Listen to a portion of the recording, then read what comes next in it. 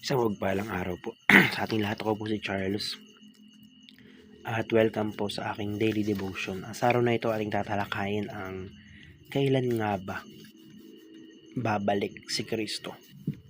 Kailan nga ba yung second coming, no? So, maraming mga tao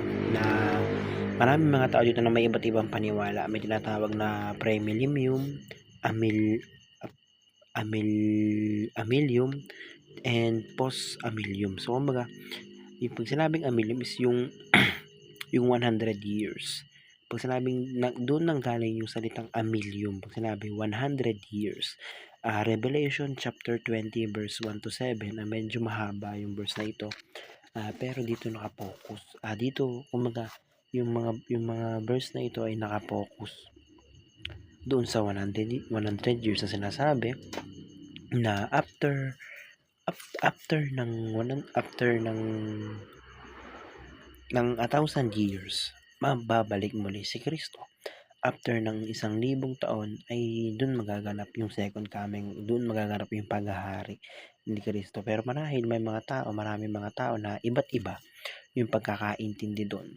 Dahil yun nga, sabi nila, pag sinabi nila sa premillennium na pag dumating na ulit si Kristo, pagdating ng second coming, doon pa lang maghahari si Kristo. And pag sinabi dun sa amillennium naman, simula nung pinanganak si Jesucristo, naghari na siya. Doon na nagsimula yung paghahari. So sa post-millennium naman sinasabi na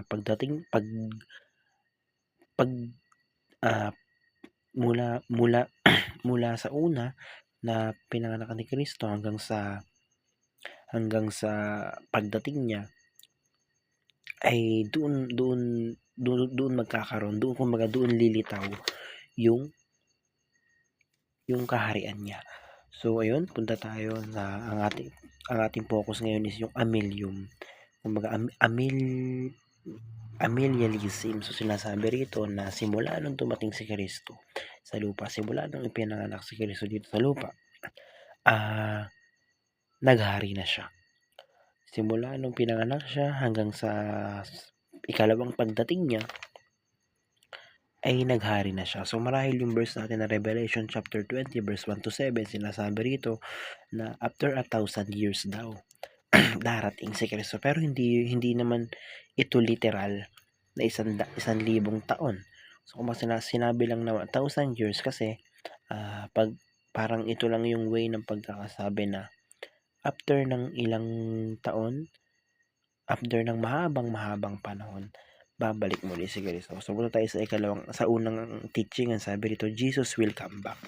So yun nga, dahil dun na nga sa verse natin na nakasulat na nasa Biblia na babalik si Jesucristo at magkakaroon ng second coming na babalik siya dito sa lupa para maghari ulit or para talunin yung kasamaan at para tanggalin or alisin si Satanas dito sa mundo.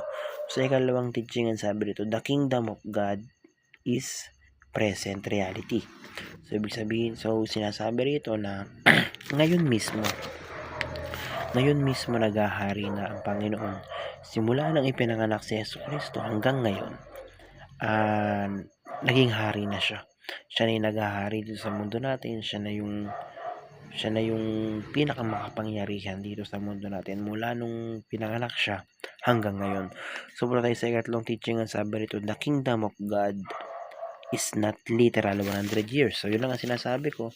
Sinabi lang sa mga verse na iyon yung 1,000 years, I mean, para i-describe or para ipahayag na after ng mahabang panahon ay babalik ulit si Kristo. So kumbaga, the kingdom of God, hindi lang 1,000 years yung itatagal. Hindi lang 1,000 taon yung itatagal ng paghahari ng Panginoon. Kasi, yun nga, mahabang panahon at walang katapusan na maghahari ang Diyos sa atin. So sa unang application muna tayo. Ano ba natin ito maya apply sa ating mga buhay, sabi rito? Prepare your family for the second coming. So yun na nga. Alam natin sigurado na darating ang Panginoon dito sa darating muli or babalik muli ang Diyos dito sa mundo. And ang tanong doon ay handa ba tayo? So yun, application is kailangan nating maghanda. Kailangan nating paghandaan yung ikalawang pagbabalik niya. So kumbaga dapat maging karapat-dapat tayo sa kaharian na itatayo niya muli. So sa ikalawang application, ang sabi rito, disciple your children now. So kung ikaw man ay may anak or magulang ka, dapat dinidisciple mo na yung mga anak mo ngayon pa lamang. Kumbaga dapat ikaw mismo yung naglalapit sa kanila, sa Panginoon. Ikaw mismo yung nagiging daan nila para mas mapalapit kay Kristo, para kapag dumating na yung panahon na babalik dito si Kristo, handa tayong makasama sa Kanya. So sa ikatlong application, ang sabi rito, share the gospel to your friends. So with urgency, sabi pa doon. So kumbaga sinasabi rito, ngayon pa lang, kumbaga pag sumikapan na natin or gawin na natin na parang trabahuhin na natin ganon na i-share yung gospel sa mga kakilala natin or sa mga taong nasa paligid natin. So dahil nga sinasabi na darating nga ulit ang Panginoon, and dapat marami tayo na makasama, marami tayo na mapabilang sa kaharian na yon. So ayun lamang, ang napakaraming natutunan sa araw na ito.